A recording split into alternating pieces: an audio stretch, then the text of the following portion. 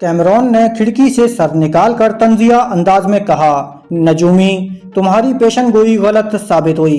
तुम अभी तक गुलाम की तरह मेरी गाड़ी के साथ साथ चल रहे हो और मैं उसकी बात पूरी होने से पहले तड़ातड़ गोलियां चलने की आवाज़ें सुनाई दीं। कैमरॉन का एक मुसल्ला गार्ड जख्मी होकर गिरा। गोलियों के तसलसल में आसपास की ज़मीन से गिर्द उड़ी। एक गोली मर्सिडीज की बॉडी में लगी। एक गोली की जद में आते ही पहिया जोरदार आवाज से ब्रस्ट हुआ। मैं फौरन ही पिछली सीट का दरवाजा खोलकर अंदर घुस गया ताकि अंधी फायरिंग से महफूज रहूं। टेरर ने दो गार्ड्स के साथ मर्सिडीज के एक तरफ महाज बना लिया था। कैमरॉन डी मोरा पिछली सीट पर झुका हुआ बिल्कुल दुबक गया था। मैंने झुककर कहा, मेरी पेशन गोई दुरुस्त साबित हुई। तुम्हारी हवा निकल चुकी है। अपनी जागीर तक पैदल ही जाना होगा। Shut up. वो सर उठाकर गुस्से से धारना चाहता था। उसी वक्त एक गोली बैक स्क्रीन का शीशा तोड़ती हुई आई। वो फौरन ही सर झुकाकर चुप हो गया। मैंने कहा, मौत के सामने अच्छे अच्छों की बोलती बंद हो जाती है। वो नाक से यूं सांस ले रहा था जैसे गुर्रा रहा हो। फिर उसने धारते हुए कहा, टेरर, यू फूल, उनसे पूछो वो क्या चाहते हैं, उनसे सुलह की बात करो। उसके हुक्म के मुताबिक टेरर ने चीख चीख कर पूछा, हम पर गोलियां क्यों चलाई जा रही हैं? जवाब मिला, तुम हमारे एक मुअज़्ज़िज़ शहरी को कैदी बनाकर ले जा रहे हो, फिर पूछते हो गोलियां क्यों चलाई जा रही हैं? हम हुक्म देते हैं, मास्टर लकी वाटसन को फौरन छोड़ दो। कैमरॉन ने सर उठाकर मुझसे कहा, जाओ, फौरन यहाँ से चले जाओ। मैंने मुस्कुराकर कहा, ऐसे नहीं, पहले तुम बाहर निकलकर मेरे लिए दरवाज़ा खोलो। एहतरामन सर झुकाओ, फिर मैं गाड़ी से बाहर निकलूंगा। वो घुर्रा कर बोला, जानते हो किससे बात कर रहे हो? उस खतरनाक और खूनी जागीरदार से, जो अपनी जान बचाने के लिए न सिर्फ मेरे लिए दरवाज़ा खोलेगा बल्कि 20-25 मील पैदल चलेगा। मैं तुम्हारा महकूम नहीं हूँ, तुम्हारे लिए दरवाज़ा नहीं खोलूँगा। उसकी बात अधूरी रह गई। फिर गोलियां चलने लगी थीं। उसके बाद किसी ने कहा, हम आखिरी बार पूछ रहे हैं, मास्टर लकी को छोड़ रहे हो या नहीं? कैमरॉन ने टार्जन से पूछा, क्या यहाँ से निकलने की कोई सूरत नहीं है? नो माय लॉर्ड, हम चारों तरफ से घिरे हुए हैं। कैमरॉन डी मोरा ने बेबसी से घूर कर मुझे देखा, फिर दरवाज़ा खोलते हुए चीख कर बोला, स्टॉप फायरिंग, मास्टर लकी तुम्हारे पास आ रहा है। वो गाड़ी से निकलकर बाहर गया। दरवाजे को खुला रखा ताकि मैं बाहर आऊं। मैंने उसे बंद करते हुए कहा, अदब से खोलो और सर झुकाओ, फिर बाहर आऊंगा। वो तिल मिला रहा था मगर मजबूर था। उसे दरवाज़ा खोलकर झुकाना पड़ा। मैंने बाहर आकर चारों तरफ देखा। दूर दूर तक रब्बी अस्फंदियार के फाइटर राइफलों के साथ नजर आ रहे थे। मैं वहां से चलता हुआ अपनी कार के पास आया, फिर बुलंद आवाज से कहा, मैं तुम सब का शुक्रिया अदा करता हूँ। मिस्टर कैमरॉन मुझे 20 मील तक पैदल चलाना चाहते थे, अब इतने बड़े लॉर्ड को पैदल चलना चाहिए। कैमरॉन ने कहा, मेरी गाड़ी यहाँ नहीं रहेगी, मेरे आदमी इसे धक्का देकर ले जाएंगे। मैंने कहा, और तुम धक्का खाने वाली गाड़ी में आकर बैठ जाओगे? नहीं मिस्टर कैमरॉन, गाड़ी यहीं रहेगी। मैं अपनी कार में बैठकर रब्बी के 2 मातहतों के पास आ गया। कैमरॉन और उसके आदमी नाकारा मर्सिडीज के पास खड़े हुए थे। मैंने एक मातहत से कहा, इन्हें धमकी दो। उस मातहत ने अपने साथियों को मखसूस इशारा किया। ज़रा सी देर में चारों तरफ से फायरिंग होने लगी। वो कैमरॉन और उसके आदमियों को निशाना नहीं बना रहे थे मगर उसी तरफ फायरिंग कर रहे थे। उनके कदमों के आसपास मिट्टी उड़ रही थी। फिर कहा गया, अगर पैदल नहीं जाओगे तो शानदार मर्सिडीज को तुम्हारा ताबूत बनाकर यहाँ से भेजा जाएगा। वो अपनी गाड़ी छोड़कर जल्दी से आगे बढ़ गया। उसके मातहत खुली सड़क पर उसके पीछे पीछे चलने लगे। फिर हुक्म दिया गया कि टेरर और दूसरे मातहत अपने हथियार फेंक कर जाएं। उन्हें उसे हुक्म की तामील भी करना पड़ी। मैं स्पोर्टिंग कार ड्राइव करता हुआ कैमरॉन डी मोरा के पास आया। फिर बोला, इसे कहते हैं मुकद्दर का खेल। थोड़ी देर पहले तुम शानदार मर्सिडीज में बैठे हुए थे, मैं पैदल चल रहा था। तुमने मेरी पेशन गोई पर यकीन नहीं किया, अब यकीन आया। वो चल रहा था, गुस्से से हाँफ रहा था। कहने लगा, चंद सांसें जी लो, اور میری پیشن گوئی یاد رکھو، تمہارے ہاتھ پر جو زندگی کی لکیریں ہیں میں انہیں کل صبح تک بندوق کی گولی سے مٹا دوں گا۔ میں نے بھرپور کہکا لگایا، کیمرون ڈی مورا، اتنا بتا دینا میرا فرض ہے کہ آج کی رات تم پر بھاری ہے۔ اب میں جا رہا ہوں، no good bye, no good luck for you. میں نے کار کی رفتار بڑھائی، دور تک گیا، پھر اسے روک کر برائٹ ٹاؤن کی طرف موڑ لیا۔ اس کے بعد تیزی سے ڈرائیو کرتا ہوا کیمرون اور اس کے آدمیوں کے درمیان سے گزرتا ہوا چلا گیا۔ جب ربی کے آدمیوں کے درمیان پہنچا تو انہوں نے فاتحانہ انداز میں ہوائی فائرنگ کری۔ برائٹ ٹاؤن والوں کی طرح ربی کے فارم میں کام کرنے والے خطرناک فائٹر بھی لکی واٹسن کے عقیدت مند تھے اور اس کی بڑی عزت کرتے تھے۔ ایک نے مجھے مخاطب کرتے ہوئے کہا، ویل ماسٹر، کچھ ہماری نئی مالکہ کے متعلق بتاؤ۔ میں نے انجان بن کر پوچھا، نئی مالکہ؟ کس نئی مالکہ کے بات کر رہے ہو؟ کیا یہ فارم کسی خاتون نے خرید لیا ہے؟ فارم ہمارے ربی کا ہے، یہاں ان کی منہ بولی بیٹی رہنے کے لیے آ رہی ہے۔ آپ تو کسی کا نام سن کر اس کا ذائچہ تیار کر لیتے ہیں۔ انہوں نے نام بتایا۔ میں نے کہا، شیبا اچھا نام ہے، انگریزی حرف ایس سے شروع ہوتا ہے، ایس سے لکی 7 بھی ہوتا ہے اور آج تاریخ 7 بھی ہے۔ اگر وہ رات 12 بجے سے پہلے فارم میں داخل ہو جائے گی تو سب کے لیے اور خود اپنے لیے بھی خوش نصیبی لائے گی۔ رات 12 بجے کے بعد 8 تاریخ شروع ہو جائے گی اور یہ تاریخ بڑا ہنگامہ پرور ہے۔ ایک نے رسٹ واچ کو دیکھتے ہوئے کہا، ابھی 6 بج رہے ہیں، مادام شیبا رات 9 بجے سے پہلے آ جائیں گی۔ ان کے لیے ڈنر کا اہتمام کیا گیا ہے، وہ تو آئیں گی، مگر کیا دشمن انہیں آرام سے آنے دیں گے؟ دوسرے ماتحت نے رائفل کو تھپکتے ہوئے کہا، دشمن چوٹ کھا کر گئے ہیں، انتقامی کارروائی ضرور کریں گے، ہم بھی غافل نہیں ہیں، اینٹ کا جواب پتھر سے دیں گے۔ میں نے کار اسٹارٹ کرتے ہوئے کہا، انسان اپنی سی کوششیں کرتا ہے، تقدیر اپنا تماشا دکھا دیتی ہے، بس اتنا یاد رکھنا کہ وہ رات 12 بجے سے پہلے فارم میں داخل ہو جائے۔ Good luck for you and for your guest lady. میں ڈرائیو کرتا ہوا اپنے کاٹیج تک آیا۔ میرے عقیدت مندوں کا بس چلتا تو مجھے صبح سے شام تک گھیرے رکھتے اور اپنی اپنی قسمت کا حال پوچھتے رہتے۔ لکی واٹسن نے صبح 10 بجے سے 12 بجے تک ملاقات کا وقت مقرر کیا تھا، اس لیے مجھے ان سے نجات مل گئی۔ میں نے کاٹیج میں آ کر دروازہ بند کرنا چاہا۔ ایک عورت برآمدے میں نظر آئی، اس کے ساتھ ایک نوجوان لڑکی تھی۔ اس نے کہا، ماسٹر، میں نے سنا ہے میری چلی گئی ہے، اب تمہیں دوسری ملازمہ کی ضرورت ہوگی۔ تم میری بیٹی کو جانتے ہو، تم نے اس کی بد نصیبی کا حل وقت سے پہلے سنایا تھا، اب تک اس کے نصیب نہیں جاگے، شاید تمہاری خدمت کرتے کرتے تقدیر بدل جائے۔ اگر تمہیں اعتراض نہ ہو تو میرے گھر کا کوئی بھی کام کرے، اعتراض نہیں ہے، رات ہو چکی ہے، رینی کو لے جاؤ، صبح بھیج دینا۔ میں نے اتنی دیر میں معلوم کر لیا تھا کہ اس خاتون کی بیٹی کا نام رینی ہے۔ اس کی بد نصیبی کا حال فرصت میں معلوم کر سکتا تھا۔ جب وہ ماں بیٹی چلی گئیں تو میں نے کاٹیج کے دروازے کو اندر سے بند کیا، پھر پلٹ کر ڈرائنگ روم سے گزرتے ہوئے بیڈ روم میں جانا چاہا، مگر میرے قدم رک گئے۔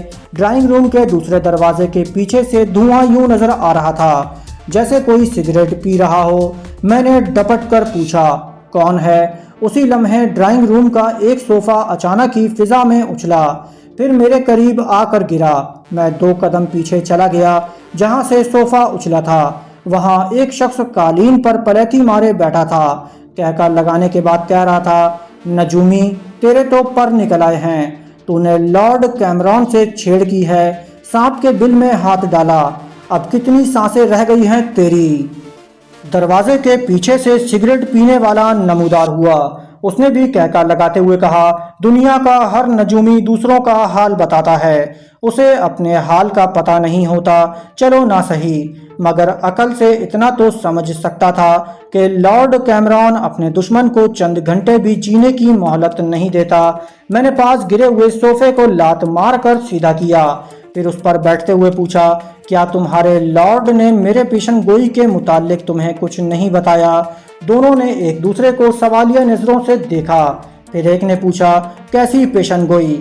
بھائی تھوڑی دیر پہلے میں نے کیمرون سے کہہ دیا تھا کہ آج رات 8 بجے سے پہلے میرے کاٹیج سے ایک شخص اندھا اور دوسرا لنگڑا ہو کر نکلے گا۔ میں نے صاف صاف کہہ دیا تھا کہ اپنے آدمی نہ بھیجنا، مگر اس نے بھیج ہی دیے۔ دروازے پر کھڑے ہوئے شخص نے میری پیشن گوئی کو تگڑی سی گالی دی، اس کے ساتھ ہی مجھ پر چھلانگ لگائی۔ میں صوفے سے پھسل کر قالین پر آیا، وہ صوفے پر پہنچا اور پھر اس کے ساتھ دوسری طرف الٹ گیا۔ دوسری طرف قالین پر بیٹھے ہوئے شخص نے یک بارگی اچھل کر فضا میں غوطہ لگایا جیسے مجھ پر آیا، مگر میں وہاں نہیں تھا۔ وہ اوندھے منہ گرا۔ جب وہاں سے پلٹا تو منہ پر زبردست ٹھوکر پڑی۔ وہ دھاڑتے ہوئے چاروں شانے چت ہو گیا۔ اس وقت تک دوسرا میرے مقابلے پر آ گیا تھا۔ میں نے پینترا بدلتے ہوئے کہا، میرے علم نے یہ نہیں بتایا کہ تم میں سے کون اندھا ہوگا اور کون لنگڑا۔ وہ پھر پیشن گوئی کے خلاف کچھ کہنا چاہتا تھا، لیکن کہنے کی حسرت رہ گئی۔ اس کی ٹھوڑی پر گھونسا پڑا، منہ گھوم گیا، دوسرے گھونسے میں سیدھا ہو گیا۔ وہ دونوں تگڑے اور کثرتی جسم کے مالک تھے، لڑنا مرنا جانتے تھے، مگر ہزار داؤ پیچ جاننے کے باوجود جھنجھلانے اور غصے میں آنے والے فائٹر ہمیشہ مار کھاتے ہیں۔ ان کے ساتھ یہی ہو رہا تھا۔ وہ دو تھے، میں ایک تھا۔ مجھے بھی مار کھانا چاہیے تھا۔ یہ ان کی بدقسمتی تھی کہ میں حملے سے پہلے ہی ان کے داؤ پیچ کو دماغوں میں گھس کر سمجھ لیتا تھا۔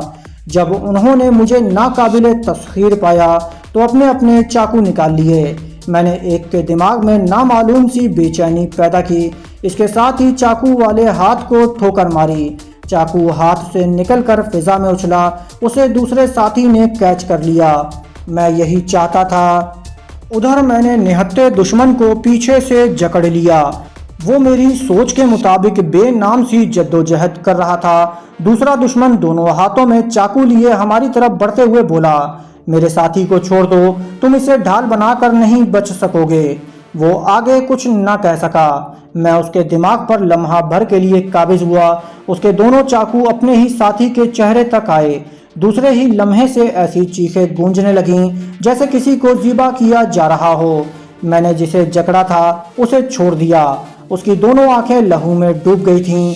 وہ دونوں ہاتھوں سے سر تھامے بڑے کرب سے چیخ رہا تھا اور قالین پر گر کر تڑپ رہا تھا۔ دوسرے کی سمجھ میں نہیں آ رہا تھا کہ نشانے کی غلطی کیسے ہو گئی۔ وہ چاقو سے مجھ پر حملہ کرنے آیا تھا اور اپنے ساتھی پر حملہ کر بیٹھا تھا۔